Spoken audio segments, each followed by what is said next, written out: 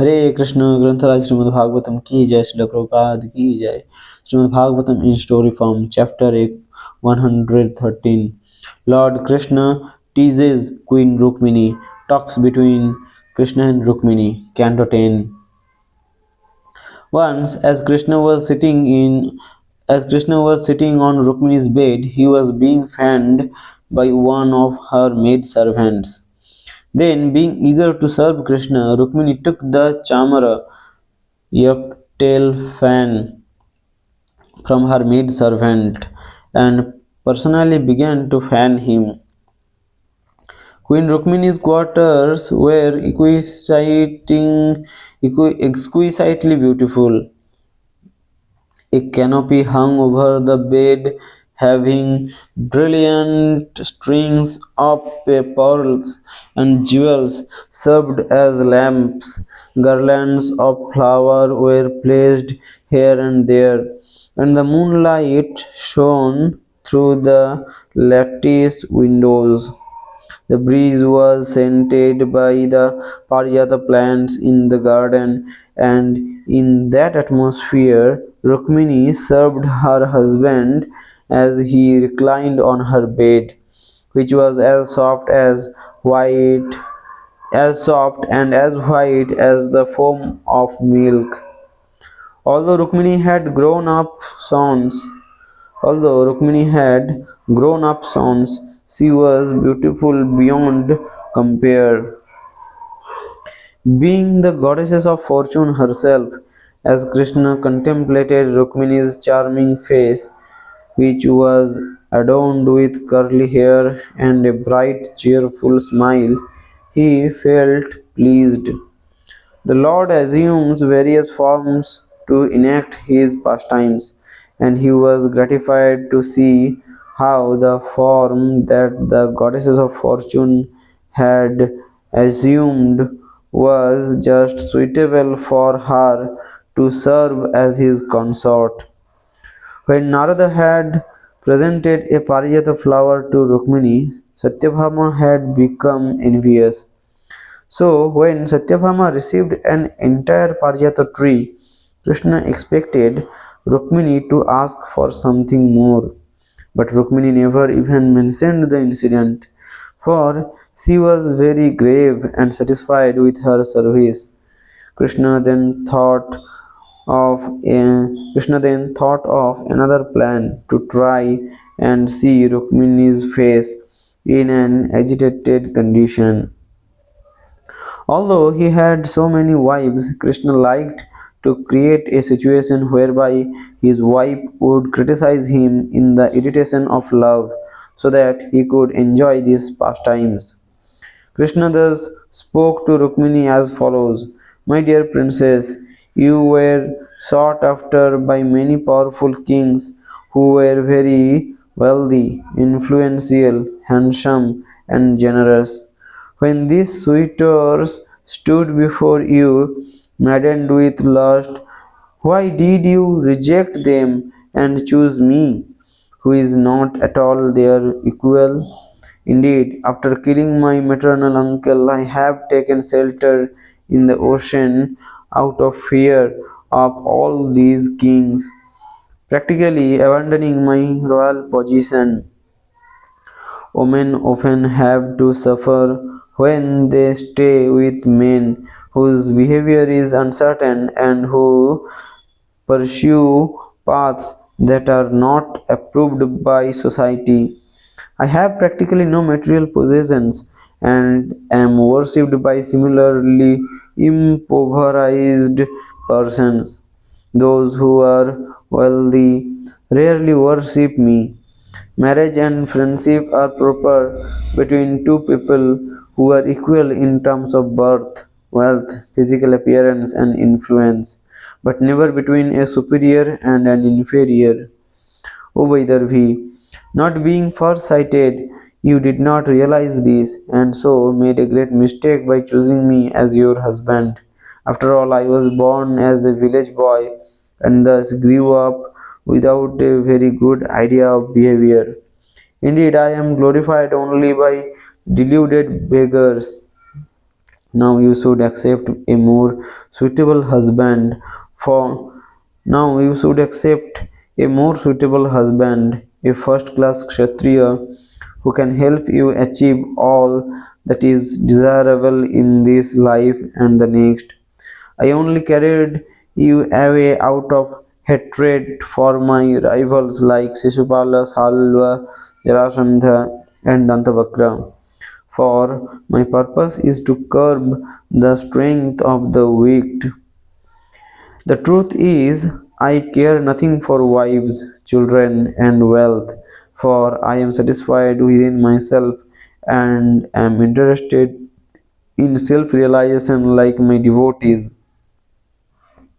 Rukmini had thought that Krishna especially loved her because he never left her company. By speaking so many things that were difficult for Rukmini to hear, the Lord mercifully cut down her pride.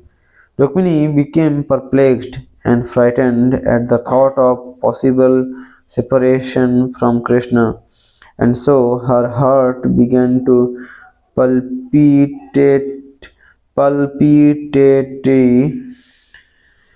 palpitate, and she started crying. As she scratched the ground with with her toenails, tears darkened by her eye makeup tears darkened by her eye makeup washed the kumkuma from her breasts, and her voice choked up because of extreme sorrow. Knowing Krishna to be the Supreme Lord, Rukmini concluded that he could leave her if he so desired. As her head hung down, Rukmini's brain and memory became puzzled, and then the camera fell from her the chamara. The chamara fell from her hand to the floor as she began to lose consciousness. Suddenly fainting, Rukmini fell straight onto the floor like a banana tree blown over by a strong wind. Her hair scattered here and there. Krishna could understand that as a simple woman, Rukmini took his words seriously and not at all jokingly. Upon seeing her condition, the Lord's heart softened and he became very merciful toward her. Appearing as four-armed Narayana, the Lord got down from the bed and while picking Rukmini up, he smoothed her scattered hair and caressed her face with his cool hand.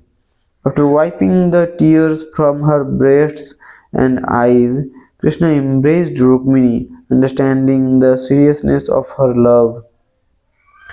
Being expert in the art of pacification, Lord Krishna tenderly consoled Rukmini by saying, "O Baidarvi, do not be displeased with me.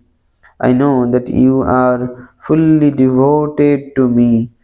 I only spoke to you in jest, just to hear what you would say. I wanted to see your face controlled. I wanted to see your face contorted and your lips trembling with affectionate anger.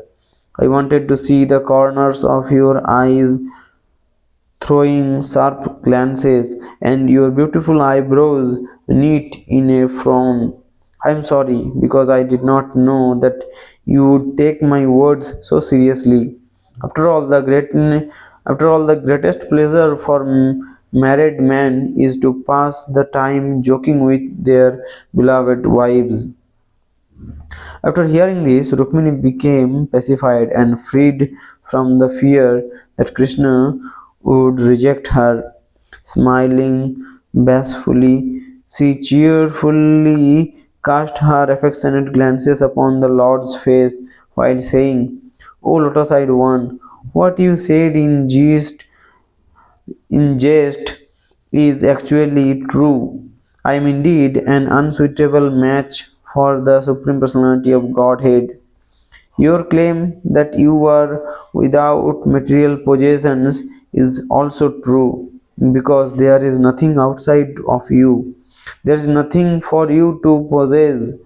Your devotees abandon everything else just to attain you, and for this reason they are worthy of your association, and not those who are materially attached.